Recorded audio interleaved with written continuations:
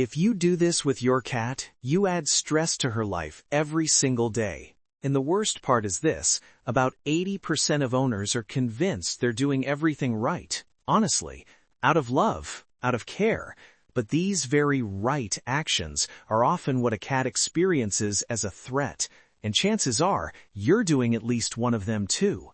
In this video, you'll learn which common owner habits cats perceive as dangerous, why a cat starts avoiding contact, biting, hissing, or suddenly seems to have a bad personality, and most importantly, what to do instead to reduce stress and rebuild trust without pressure or force. By the end of this video, you'll understand your cat's behavior in a completely different way. I've worked with cats and their owners for years. I see all kinds of situations in consultations, from she just doesn't like affection to serious behavioral issues. And almost always, the root cause isn't a difficult cat or a bad character, but constant stress that humans don't notice, things owners do every single day and consider normal. The first thing most people do is touch their cat when the cat didn't ask for it. From a human perspective, it feels loving. The cat is nearby, lying on the couch, so it must want to be petted. But cats are wired differently. For them, physical contact isn't automatic, it requires consent. When a cat is petted without initiating it, she tolerates it at first, quietly. Then her tail starts twitching, her body tenses, her ears flatten. If these signals are ignored, the cat bites or abruptly walks away.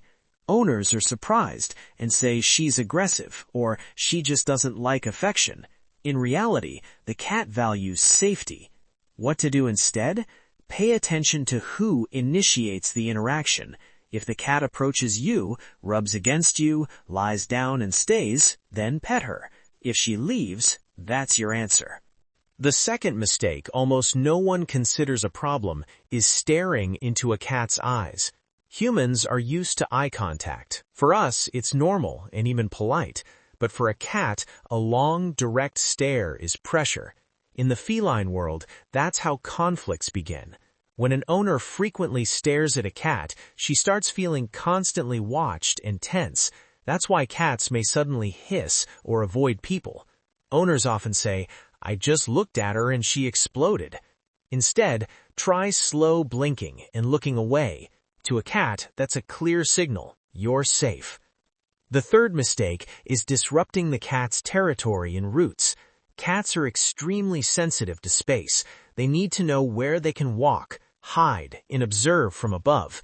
When furniture is rearranged, doors are closed, or familiar shelves and resting spots disappear, the cat loses her sense of control. This often happens after renovations or moves. Owners say, "She used to be affectionate, now she's hiding all the time." The cat didn't change, her environment did. What to do instead? Keep stable zones. Let your cat have consistency, elevated vantage points, and clear escape routes. Now here's the thing people almost always do out of love, and it's exactly what breaks trust the most. The fourth mistake is picking up a cat when she's scared. You think you're calming her down. In reality, you're taking away the last thing she has, control. Noise, guests, children, unfamiliar smells, the cat is already anxious. Then she's grabbed and restrained. She can't escape, hide, or assess the situation. Internally, this feels like a trap. That's why cats may scratch or bite out of nowhere. What to do instead? Don't touch her. Give her the option to leave, hide, or climb higher. For a cat, the most effective comfort is freedom of choice, not being held. There's something important to understand. A cat isn't taking revenge.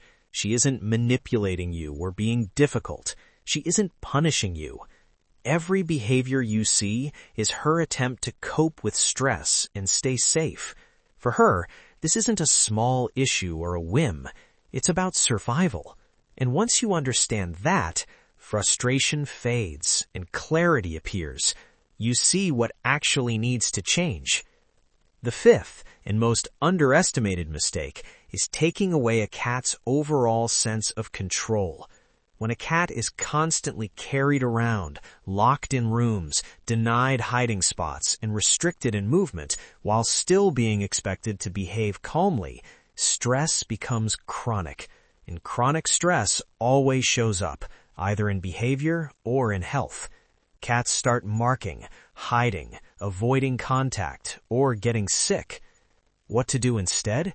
Give your cat choices, the ability to leave, the ability to hide, the ability to observe from above. Control is the foundation of a cat's sense of calm. If you remember just one idea from this video, remember this: a cat needs a sense of control more than she needs your love. Love without choice feels like pressure to a cat, even if she looks tolerant. And finally, one concrete action that can truly change things: run a 24-hour experiment. For one full day, do not initiate contact with your cat at all. Don't pet first. Don't pick her up. Don't approach her intentionally. Just be present and respond if she comes to you. In many cases, this alone makes a cat noticeably calmer and more trusting. Watch how her behavior changes. It will tell you more than any words ever could.